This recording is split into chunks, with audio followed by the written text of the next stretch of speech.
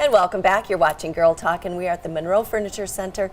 Later on, we'll chat with Jerry, the owner, about one of his favorite companies to work with. Maybe it'll become yours too, especially if you're looking to special order that new piece of furniture.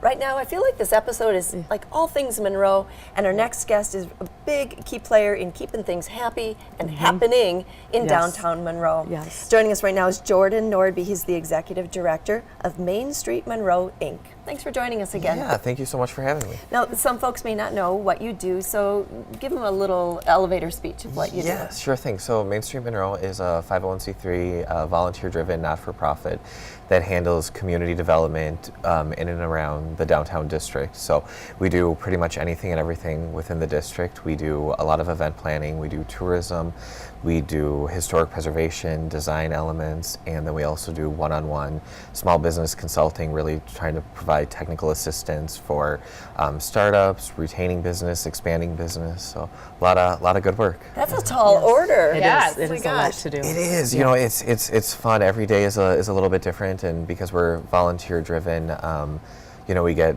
different ideas and different approaches, and it takes a lot to kind of keep things running smoothly. But fantastic volunteer base, and then we are actually part of the state Main Street program, which is out of Madison, Wisconsin.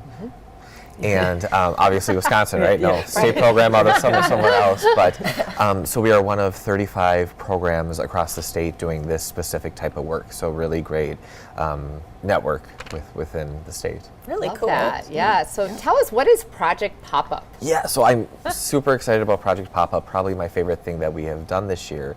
We actually started planning for it last year just in terms of trying to secure the budgeting and everything, but we started it this past fall, and the goal was to bring pop-up shops, specific retail, into downtown storefronts. We have a really thriving downtown, so there's not too many empty storefronts, but we wanted to provide the opportunity for businesses who maybe had only been online, or they had been working out of somebody's home, and again provide that technical assistance to handle staffing, you know, storefronts, merchandise, supply and demand within a storefront, and bring them downtown, and then actually cover them for a 3-month period. So we have 2 pop-ups that are currently running.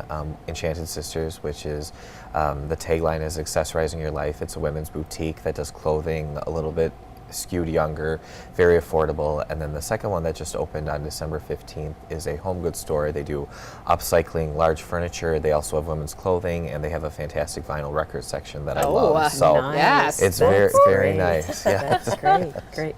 So that was a major undertaking for this year, but what are the other things that you guys have planned for that you thought was new this year? Yes, new this year we're doing a Christmas giveaway retail promotion. So we wanted to make shopping a little bit more fun and incentivize you to get to a few more stores. So we were actually thinking it would go through Christmas Eve, and we're actually going to extend it through the end of the year. So a little bit more time, but you can make a purchase at any of our 20 participating stores, any dollar amount, including the pop-up shops, or make a donation to another charity, and you'll get a stamp, and once you have 6 stamps, you'll be entered in for weekly drawings.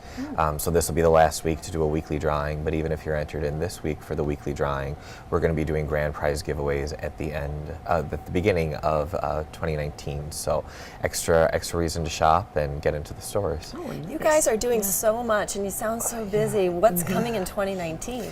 Yeah, you know, we're pretty much year-round in terms of the events that we do.